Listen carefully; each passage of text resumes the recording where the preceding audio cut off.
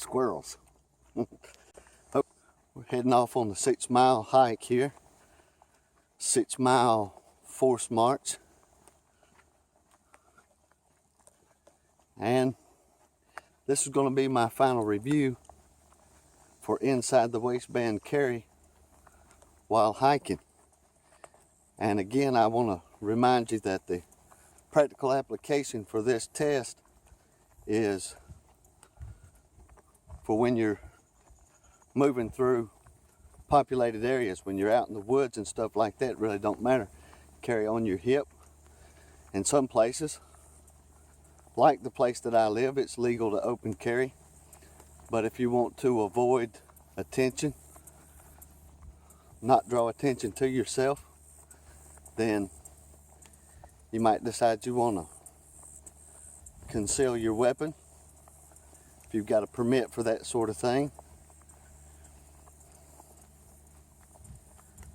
So we went 2 miles before and posted that video with the results. The results were pretty good.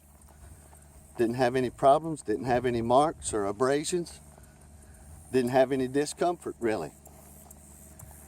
And so in this test, I've got the same pants, the same weapon, the same holster, and the difference is going to be terrain and distance. Went down the railroad tracks in the last video. This time I'll be moving through town. I'm on a dirt road right now, but it'll be hardtop before we know it.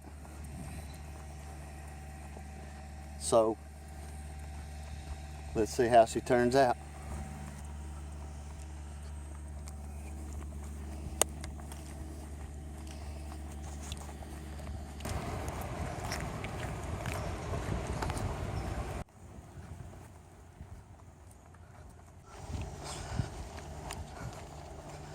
It's about 86 degrees and it's around 2:30 in the afternoon, and I intentionally run this test in the hottest part of the day. Can't really get a real estimation of what something's going to be like unless you do it in the most extreme conditions possible for where you are at the time. So I waited till the middle of the day. It's hot. I've got on what I believe are the best hiking shoes available, Merrell's. And the only problem I've had out of them, which is a problem that you can't avoid because of the heat of the day, but if you're going to be on pavement very long, just know that even with the best of shoes on, the heat from the pavement's going to transfer up into your feet. And if you stay on the blacktop very long, that's going to be something for you to watch out for.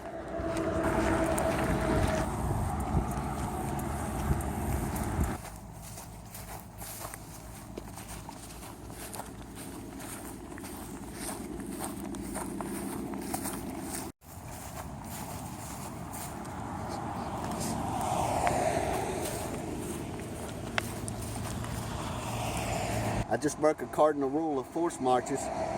That is, when you sit down, don't take your pack off.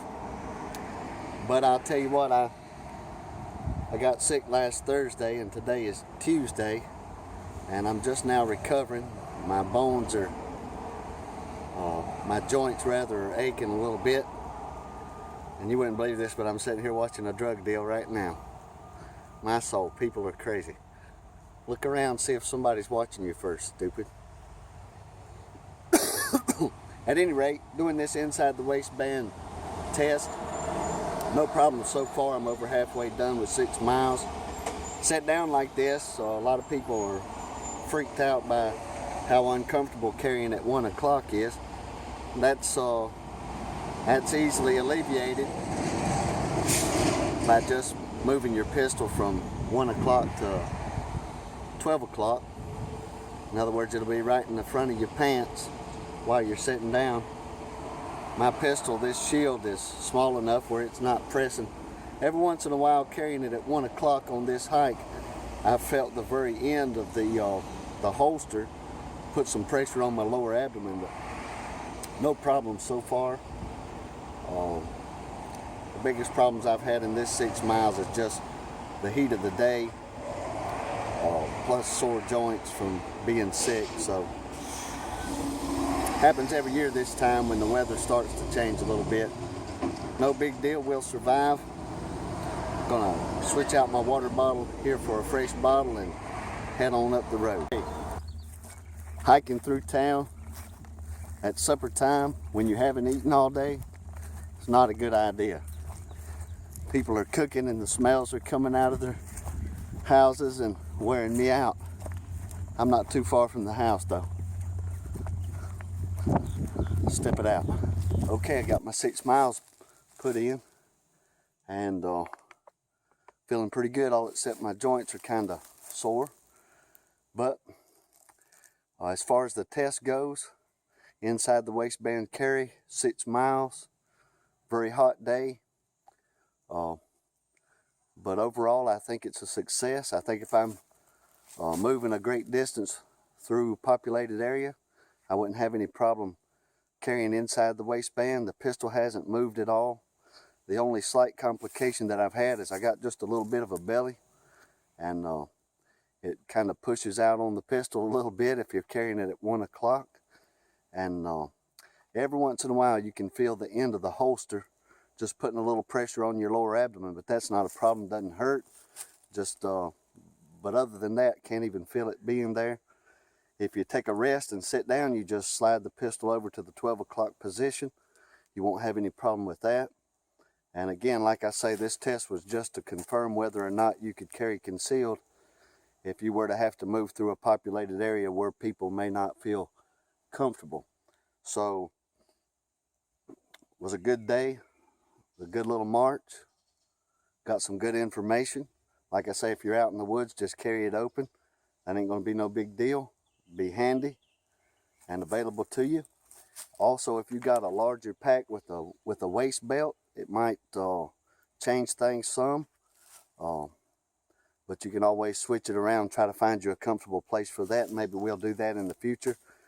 But if you got a larger pack with a waist belt, that probably means you're out in the woods. So for what this test is and for what we're trying to accomplish, I think that we figured out that with this particular type of Kydex inside the waistband holster, and with the small pistol like the Smith & Wesson M&P Shield 9mm, I think you'll be very comfortable carrying it inside the waistbands with no problem.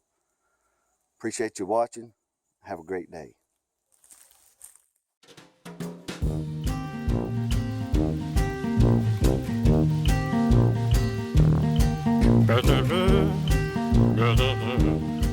Brother,